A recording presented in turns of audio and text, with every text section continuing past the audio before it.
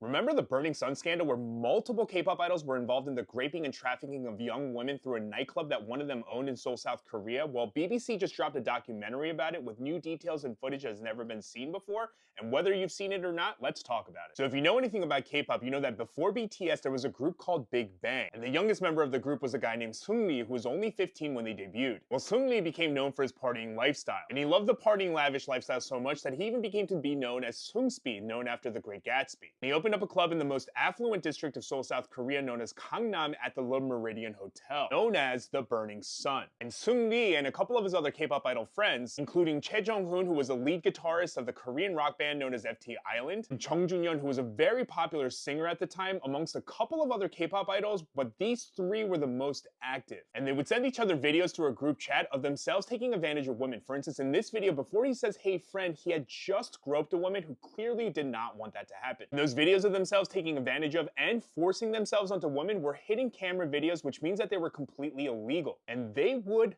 laugh about it. And I mean, they would laugh about some of the most despicable things that I've ever read. Yep.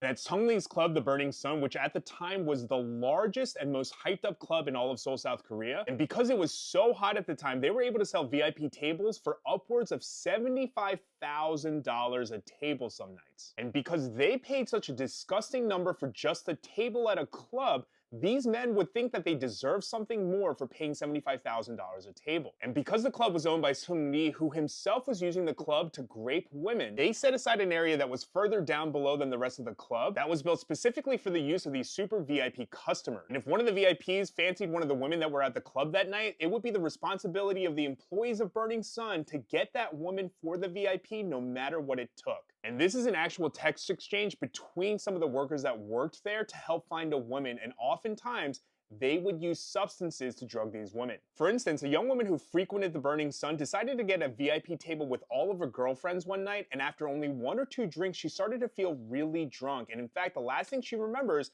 is telling one of her girlfriends, "I think I need to stop drinking because I'm feeling way too drunk only after 1 or 2 drinks."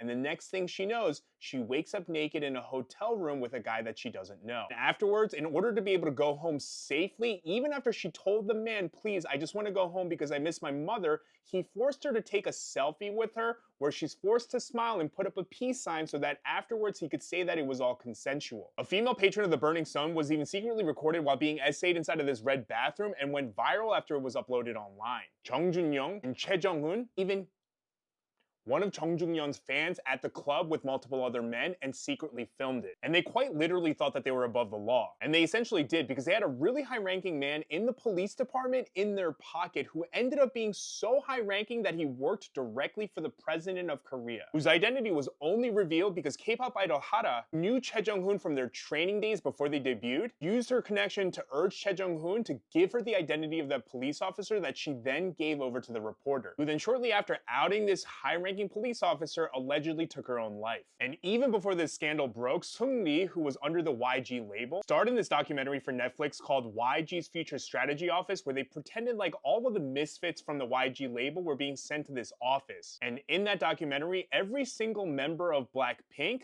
talked about how uncomfortable Seungri made them feel. And Jennie from Blackpink at one point on stage in front of a live audience even said to Seungri, "Hey, I heard you say that I touched your shoulder at the background, but I never did that." Chung Jun-yeon was only sentenced to 6 years in prison after being convicted of SA, as well as secretly recording women, and then had his sentence reduced to 5 years because he wrote a letter about how sorry he was. Chae Jung-hoon was only sentenced to 5 years in prison after being convicted of 2 separate instances of SA, and then had his sentence reduced to 2 years and 6 months because he reached a settlement with his victims. Seungri was only sentenced to 3 years in prison for 9 different charges, but was released only after 18 months, is currently now a free man, and was even seen doing appearances in Malaysia as recently as January of this year. And even with the closing of the Burning Sun close to 5 years ago, the nightclubs in South Korea are still actively participating in the trafficking of young women. And with a system that shows that they clearly don't care about the well-being and safety of Korean women, it's no wonder that Korean women are fighting the patriarchy and refusing to mate with Korean men.